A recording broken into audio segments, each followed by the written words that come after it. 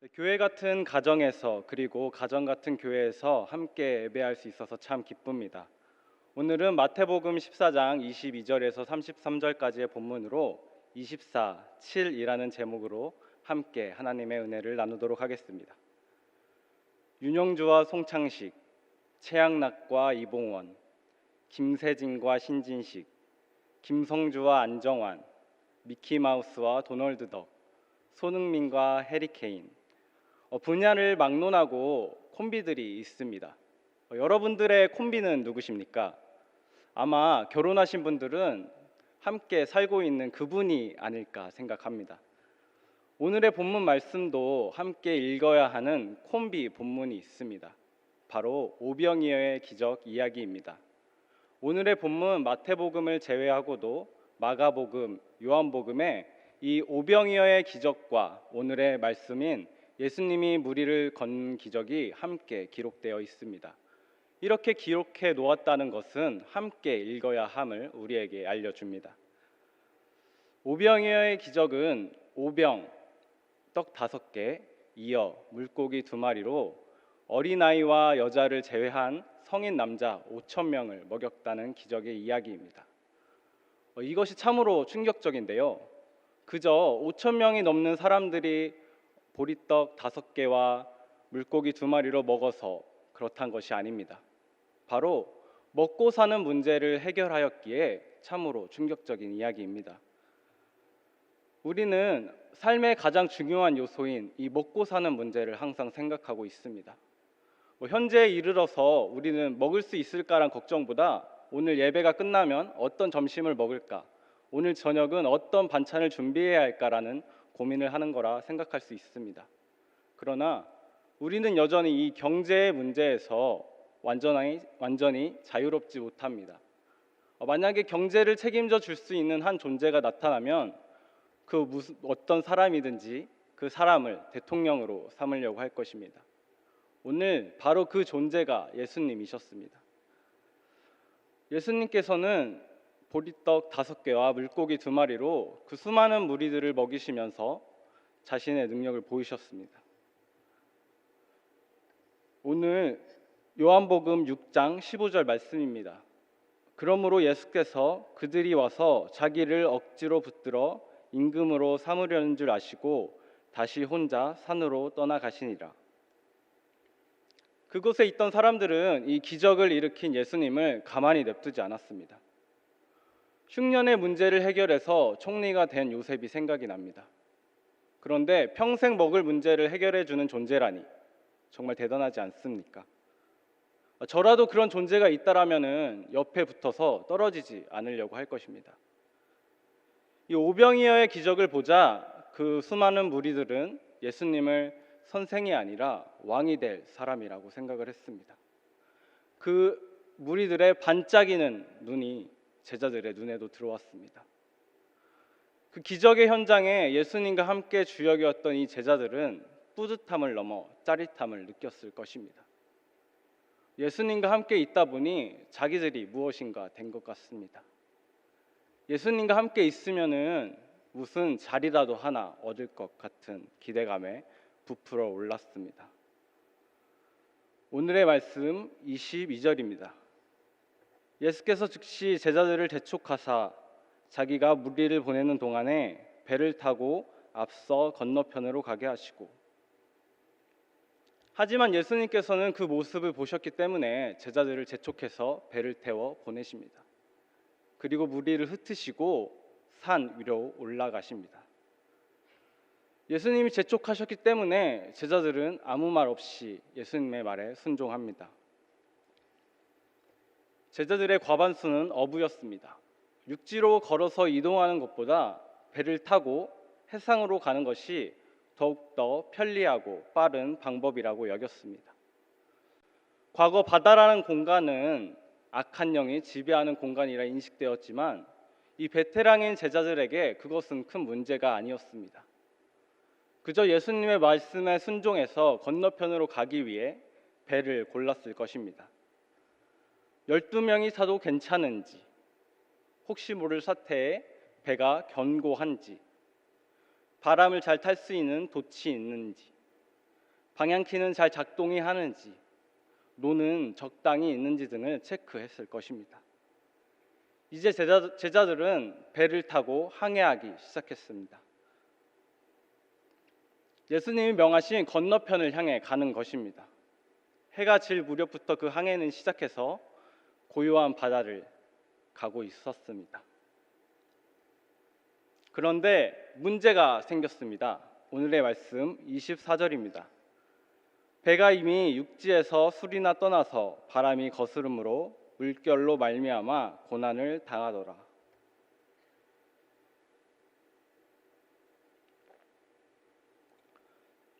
밤이 되자 이 잔잔했던 갈릴리 바다가 성난 바람에 움직이고 있었습니다. 그게 제자들의 배에 들이닥쳤습니다. 이 성난 바람과 풍랑에 제자들은 고난을 당했다고 오늘 말씀에 기록되어 있습니다. 제자들이 항상 물고기를 잡았던 갈릴리 바다. 오랜 시간 어부로 살았기 때문에 어느 정도 바람이 불면 이렇게 하면 되고 저렇게 하면 되는 경험도 있었을 것이고요. 기술도 있었을 것입니다. 하지만 이런 경험과 이론에도 무색하게 그 바람이 어찌나 강력했던지 제자들은 고난에 처했습니다. 그들의 이론도 경험도 이 고난을 감당하지 못했습니다. 아니, 어떻게 전문가인데 그럴 수 있지? 자신의 홈 그라운드에서 어떻게 그럴 수 있을까? 그런 생각을 우리가 가질 수도 있습니다. 하지만 사실 이 제자들과 우리는 크게 다르지 않다라고 생각을 합니다. 우리는 각자의 일터에서 그리고 가정에서 베테랑이지 않습니까? 그런데 우리가 맞이하는 그 하루하루의 현실 속에서 우리가 모든 일을 한 차의 오차 없이 착착 진행해 나가면 좋을 텐데 그러지 못할 때가 너무나도 많습니다. 또 우리는 오랫동안 예수님을 믿은 그리스도인 베테랑이지 않습니까? 저를 예로 들더라도 한 30년 넘게 예수님을 믿었는데 그 정도면 참 폼나는 그리스도인이어야 되는데 가끔 제 모습을 보면 참 연약하게 느껴집니다. 우리는 오랜 시간 몸을 담았지만 전문 지식도 있지만 경험도 있지만 그 일을 잘한다 라고 말하기 무색할 때가 있습니다. 제자들에게 들이닥치는 그 물결이 어찌나 거센지 제자들의 온몸이 흠뻑 젖었습니다. 눈도 제대로 뜨고 있을 수 없습니다. 몸조차 가누기 어렵습니다. 일렁이는 물에 맞춰서 배가 오르락 내리락 하다 보니 뱃멀미를 느껴야 하는데 그 뱃멀미를 느낄 겨를조차 없습니다. 배에서 떨어지지 않기 위해 어딘가 꼭 붙잡고 있어야만 했습니다. 생사의 갈림길에서 사투를 벌이기는커녕 버티기조차 어렵습니다. 이런 대혼란의 상황에서 무언가 저 멀리서 다가오는 것입니다. 설상가상의 상황입니다. 오늘의 말씀 26절입니다. 제자들이 그가 바다 위로 걸어오심을 보고 놀라 유령이라 하며 무서워하여 소리 지르거늘. 제자들은 그 걸어오는 어떤 존재를 보고 무서워서 소리칩니다. 유령이다! 유령이다! 그런데 우리는 이 존재가 누구인지 알고 있지 않습니까? 바로 예수님입니다. 거센 풍랑이 제자들의 눈을 가리웠고 죽음에 대한 공포가 그들의 눈을 멀게 하였습니다. 자신과 함께하며 제자들과 함께하며 가르치시고 먹이시고 기적을 보여주셨던 예수님을 유령이라 제자들은 여겼습니다. 몇 시간 전만 하더라도 오병이어의 기적의 주인공이었던 이 제자들, 그 제자들은 온데간데 없습니다. 자신들의 홈 그라운드인 갈릴리 바다를 지나고 있는 제자들, 자신들이 할 수 있는 최선의 배를 골랐던 제자들, 오랜 시간 그들이 가지고 있던 경험과 이론들, 그 배와 경험을 믿고서 이 정도는 수월하게 건널 수 있을 거라 여겼지만 이 예기치 않은 고난에 오늘 제자들은 당황을 넘어서 겁에 질렸습니다. 그리고 항상 함께하던 스승 예수님을 알아보지조차 못하고 유령이라 여겼습니다. 물에 흠뻑 젖은 제자들은 자신들이 정말 초라하게만 느껴졌습니다. 우리도 이런 고난의 상황 가운데 이미 함께 계시고 다가오고 계신 하나님을 알아보지 못할 때가 있습니다. 그리고 오히려 다가오시는 하나님이 부담스럽게 느껴질 때도 있습니다. 아니, 왜 하필 이 타이밍에 나에게 이런 말씀을 하시지? 나는 이렇게 하고 싶은데 왜 하나님은 저렇게 하라고 말씀을 하실까? 이 말씀이 내가 아니라 다른 사람한테 해야 되는데 잘못 말씀하신 것은 아니실까? 조금은 쉬고 싶고 다른 일들을 더 마음 들여서 돌보고 싶은데 하나님의 말씀이 나에게 지금은 참 버거운 것 같은데 왜 하나님은 나에게 이런 말씀을 하실까? 참 혼란스럽습니다. 제자들은 혼란만 맴도는 그 갈릴리 바다에 있습니다. 비명소리만 가득합니다. 그런데 그 모든 상황과 소리를 뚫고 들어오는 평안한 음성이 있습니다. 바로 예수님의 음성이었습니다. 나다. 그 예수님의 음성이 두려움의 눈을 가리웠던 제자들의 귀에 꽂힙니다. 제자들은 예수님을 알아보지는 못했지만 예수님의 음성을 듣고 예수님임을 알아챘습니다. 그 아비규환의 현장에 예수님께서 오셔서 안심하라, 나다, 두려워하지 말라 말씀해 주십니다. 그 음성을 들은 제자들은 이번에도 풍랑을 잠잠케 하는 예수님께서 우리를 구원해 주시겠구나 하는 기대감에 휩싸입니다. 그리고 비명이 아니라 다행이다, 예수님께서 오셨구나 라는 안도의 한숨을 짓습니다. 이때 갑자기 제자 한 사람이 예수님께 소리를 치는 것입니다. 바로 베드로입니다. 예수님, 주님이시거든 제가 무리를 걸어 주님께 가게 해주십시오. 같이 있던 11명의 제자는 이 베드로의 용기 있는 행동을 바라보고 있습니다. 어떤 제자는 너무 힘들어서 기진맥진하여 배를 붙잡고 있기도 버거웠을 거고요. 어떤 제자는 예수님을 못 알아봤다는 자책감에 시달리고 있었을 수도 있습니다. 또 어떤 제자는 베드로처럼 그렇게 용기 있게 행동할 생각조차 하지 못했을 수도 있습니다. 베드로가 어떤 마음으로 어떤 생각으로 그런 행동을 했는지는 정확히 모르지만 아마 그 위험의 현장, 두려움의 현장인 바다를 떠나서 안전한 예수님께로 가는 게 가장 평안하다고 느꼈기 때문일 것입니다. 이런 요청에 예수님은 베드로를 거절하지 않으시고 오라 명하십니다. 베드로는 물 위로 뛰어듭니다. 그리고 예수님을 바라보며 한 발 한 발 걸어갑니다. 그 광경을 남은 제자들은 배에서 지켜보고 있습니다. 참 신기합니다. 물 위를 걷다니. 그런데 갑자기 베드로가 예수님을 바라보다가 자신의 발을 바라보는 것입니다. 그 물결이 일렁이자 베드로는 두려웠는지 다시 물속에 빠져갑니다. 배를 호기롭게 나섰지만 지금 베드로는 생명의 위협 가운데 있습니다. 주님, 저를 구원해 주세요 라고 베드로는 예수님께 외칩니다. 그러자 예수님은 즉시 그 손을 베드로에게 내미시고 베드로를 잡아주시고 건져주십니다. 아이러니하게도 믿음이 적다라고 소리를 들었던 베드로는 지금 가장 안전한 예수님의 곁에 있습니다. 예수님은 이처럼 자신에게 부르짖는 자들을 가만히 지켜보고 계시지 않습니다. 오직 구원이 자신에게만 있다는 것을 알길 원하십니다.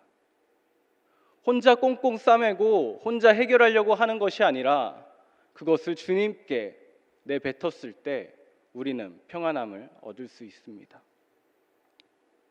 여러분이 보시기에 베드로는 어떤 사람인 것 같습니까? 아마 열정적이다, 도전적이다, 대단하다, 역시 수제자다 이렇게 생각하실 수도 있습니다. 또 한편으로는 아니 미끼로 해놓고서 어떻게 물에 그렇게 빠질 수 있지? 참 한심하다라고 생각하실 수도 있습니다.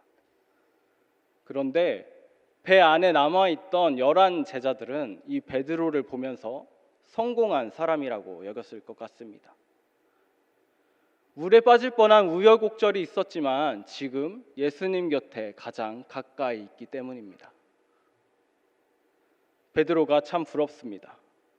이 두려움의 공간인 바다 가운데 안전을 보장해주지 못하는 배 가운데 있는 11 제자는 베드로가 부럽기만 합니다.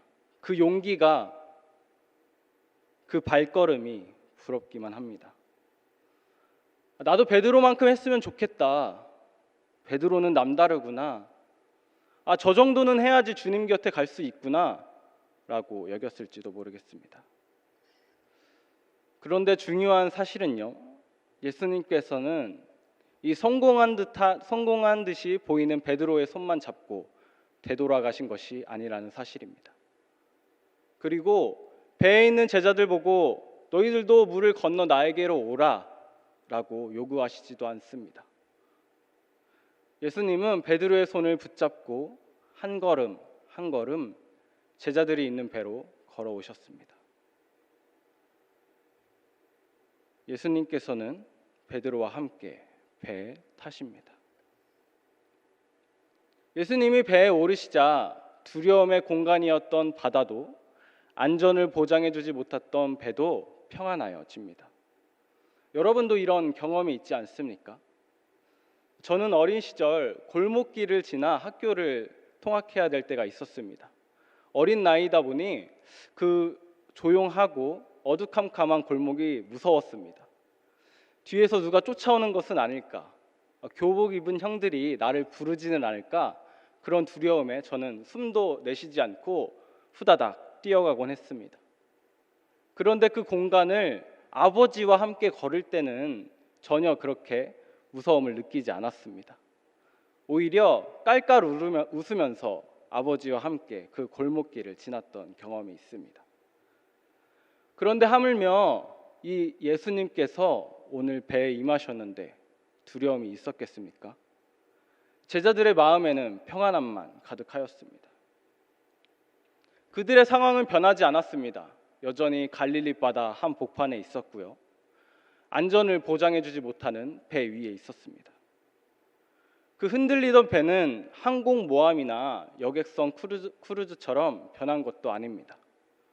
그런데 이 예수님의 등장만으로, 예수님의 승선만으로도 세상에서 가장 안전한 배가 되었습니다.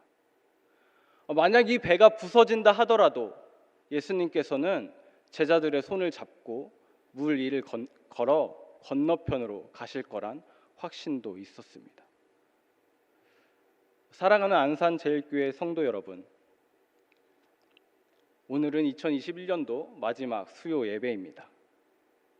여러분의 2021년도는 어땠습니까? 수십 년을 살아도 오늘이라는 바다 예측할 수 없습니다.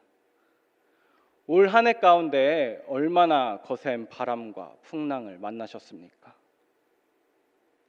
아마 자신들이 타고 가시던 그 배가 고장나서 고쳐보기도 하고 이 배는 아닌가 보다 하고 다른 배로 옮기셨을 수도 있겠습니다.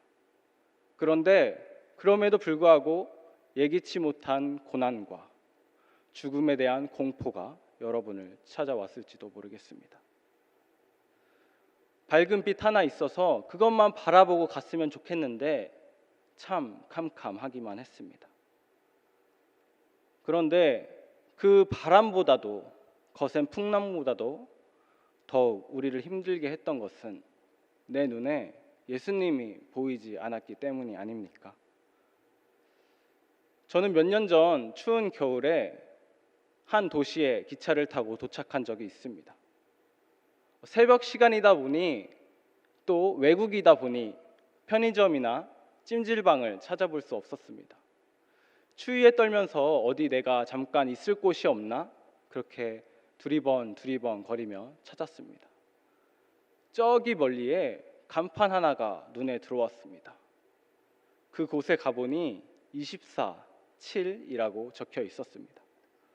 나는 24/7이다 이런 가게인가 보다 하고 들어가서 따뜻한 차 한 잔을 마시면서 저의 지친 몸과 마음을 달랜 적이 있습니다.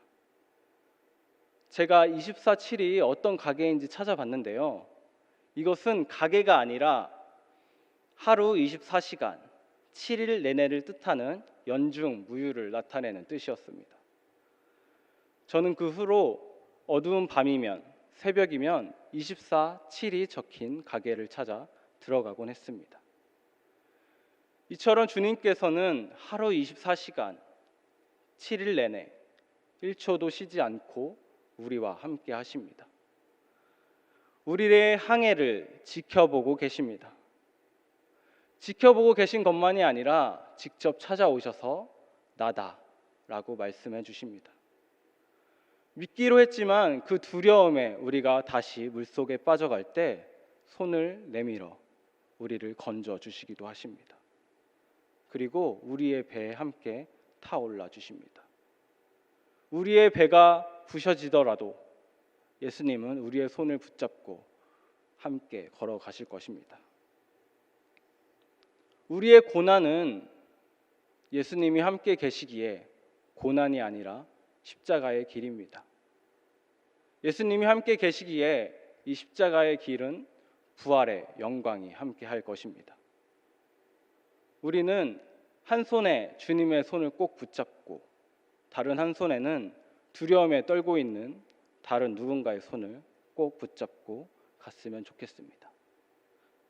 연중무휴, 쉬지 않고 우리와 함께 하시는 주님과 오늘이라는 이 바다를 항해하는 안산제일교회 가족 여러분이 되셨으면 좋겠습니다. 다 같이 기도하겠습니다. 사랑의 주님, 주님께서는 언제나 우리와 함께 하십니다. 하지만 믿음이 적어 주님을 알아차리지 못하고 물속에 빠져갈 때가 너무나도 많습니다. 이런 우리를 불쌍히 여겨주십시오. 변하지 않는 상황과 조건을 바라보는 것이 아니라 오직 유일한 구원의 길인 주님의 손을 붙잡고 우리를 걷는 믿음의 자녀들이 되게 하여 주시옵소서. 살아가신 예수님의 이름으로 기도합니다.